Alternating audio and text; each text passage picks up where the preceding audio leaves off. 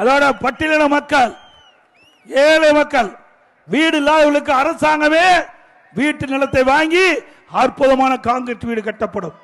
அதோட பட்டியலின மக்கள், குடும்பத்தில் வயது வந்தவர்கள், ஆண் பிள்ளை திருமணமாகி தனி குடித்தனம் போய்கிட்ட பொழுது அவளுக்கு வீட்டு மனை இல்ல, வீடு இல்ல, இனி அந்த கவலை வேண்டாம்.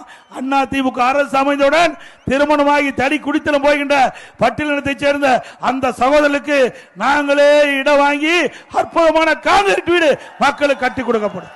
இன்னைக்கு ஒவ்வொரு தீபாவளி வருகின்ற பொழுதும் நம்முடைய தாய்மார்கள் தீபாவளி பண்டிகை சிறப்பாக கொண்டாடுவதற்கு எல்லா தாய்மார்களுக்கும் பட்டுச்சாலை வழங்கப்படும்.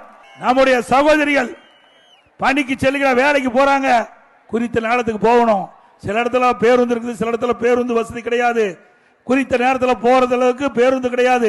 அப்படிப்பட்ட காலகட்டத்தில் குறித்த நேரத்தில் அங்க பணிக்கு போக, பணி முடிஞ்சு வீடு திரும்ப அம்மா இருசக்கர வாகனம் 5 லட்சம் பேருக்கு கொடுக்கப்படும். 5 லட்சம் பேருக்கு கொடுக்கப்படும். அந்த அம்மா இருசக்கர வாகனம் வாங்கிட்ட நம்முடைய சகோதரிகளுக்கு 25,000 மானியம் கொடுக்கப்படும்.